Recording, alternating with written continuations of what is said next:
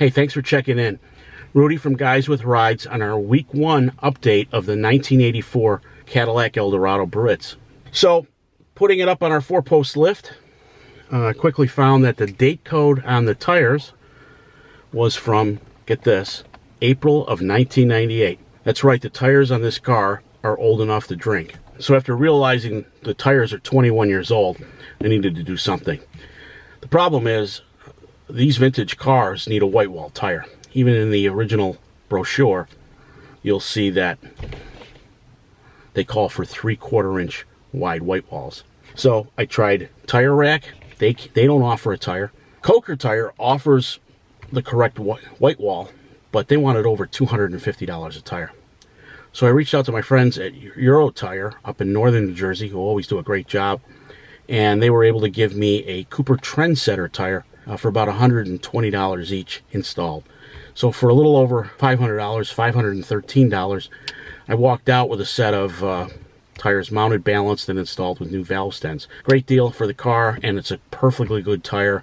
Exactly what I plan to do with this car, and it's not put miles on it. I confirmed the previous owner had all of the fiberglass parts to replace the rotted ABS bumper fillers. The only thing I needed to order was the taillight to taillight back bumper piece. So I'm waiting for that to come in. In the interim, I did order the correct paint from Automotive Touch-Up Company. That's been my preferred supplier for touch-up paints. I'm very happy with the products they provide. They mix them up according to the paint code you have, and it's a very close match. I've been very successful on my Porsche Boxster with it and my Cayenne to this date. The paint just came in the other day, and it looks to be a very good match. Much better than the touch-up paint that the previous owner had bought and has already tried to paint the filler panels with. So my plan is next week's installment will be to start sanding and painting those pieces in the correct color, and then we'll see how they mount. So more to come on that for week 2. Finally, the rest of this video is dedicated to me polishing out the hood. When I first saw this car and featured it on Malaise Monday on the website, the car was calling to me that it just needed a good detail. And I'm going to take you through my system for rubbing out the paint. Now, full disclosure, this car is a lacquer-based car. This car was built in GM's Linden, New Jersey plant, which built all the E-body cars. That would be the Cadillac Eldorado, the Oldsmobile Toronado, and the Buick Riviera. I'm not sure up until what date, but at that point in '84, they were still using lacquer paint. Consequently, I believe I used about 6 buffing pads, the orange foam buffing pads I like to use from Grios, to get the paint corrected on the hood. And as you'll see as you walk through this video, I took a faded hood and brought it back to like new.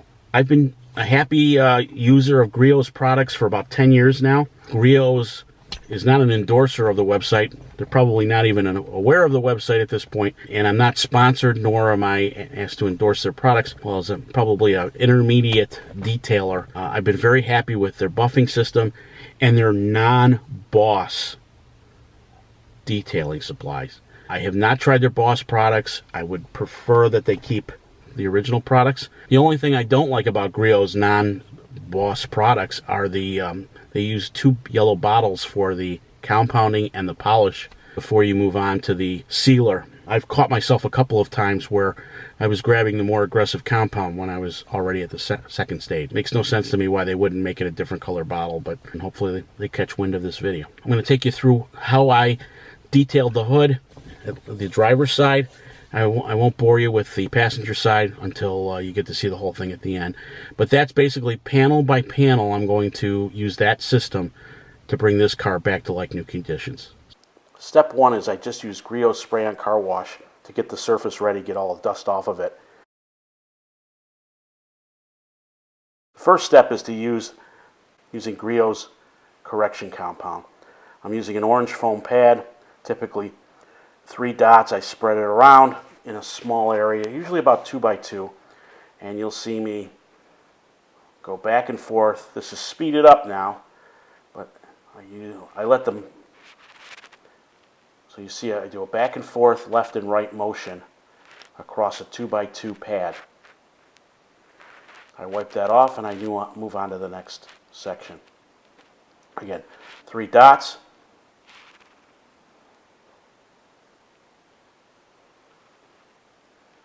Back and forth, left and right. Several passes, and as the material starts to build up, this is just experience now, you get a sense of when it's starting to dry out, and that's when you know you're ready for to wipe off and move on to the next section. Here I'm showing how to use a brush to get the compound build up. Now you're starting to see it in that shot there. You can actually see just after that initial pass of compound how much the driver's side of the hood is shining up versus the passenger side.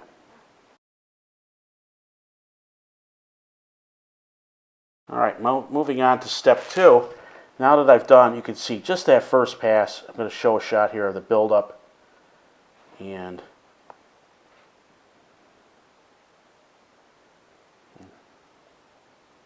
now moving on to the step 2, the final correction using Griot's complete polish. The one thing I don't like is both bottles are labeled yellow, or they're yellow bottles. So make sure you keep them separate when you're using them. I don't know why Griot insists on doing that, but just something to note, so you're not grabbing the wrong thing, and then you've got 2 pads contaminated.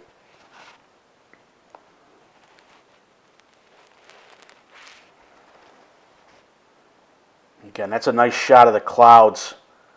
Look how the clouds are shiny on the driver's side already, and dull on the passenger side. Really starting to highlight how the sheen came up. Step 4 now is I'm using something called Griot's one-step sealant. Still using an orange foam pad, but this does a nice job of taking the fine scratches out as well as sealing it, sealing the surface. Unfortunately, it coagulates quite a bit when you haven't used it, so you really need to shake this up quite a bit. Finally, I saved it, even though I sealed it, I like to put a top coat of Carnauba wax on, as it just does a nicer job of protecting the sealant. And here comes the sun. The timing could not have been better. And take a look at the difference in the sunshine of that hood. Now, from both angles, you can see the clouds are reflected in the hood. You can see my reflection in it versus the passenger side is just dull. So I was really pleased with how the finish came up quickly. Just one panel at a time. I'm going to fix the defects and go from there. So now I'm wiping off the Carnauba wax, and I'm just stunned at how exceeded my expectations doing this 4-step process on the car. Look at that. Here I finally show the difference between the looking down from the passenger side window, the difference on the paint. Just stunning now. And here you go, real side to side in the shade. But again, now you see the reflection of the clouds in the sky on the driver's side, and as I move over to the passenger side, an hour's worth of detail really made this paint pop. Now I'm doing the same 5 steps on the passenger side. So first was wipe it off with the spray-on car wash, get the dust off. Step 2 is correcting with the complete compound. Step 3 is passes over again with the complete polish, the second yellow bottle. Step 4 was using the white bottle of Griot Seal, and following that with a coat of Carnauba wax to really protect it. And there you have it. The hood is just looking spectacular. I can't wait to do the rest of the car. Stay tuned next Monday for an update on the Cadillac. My plan is to start preparing the bumper fillers. I'm hoping that the big piece in the back comes. If that doesn't, I'll probably work on pulling the stainless trim that fills the wheel wells and working on some of the either the front fenders or the rear quarter panels. So stay tuned. Thanks for watching, and be sure to check out the website, guyswithrides.com. Tell us what you think. Comment. Look forward to hearing from you. Thanks.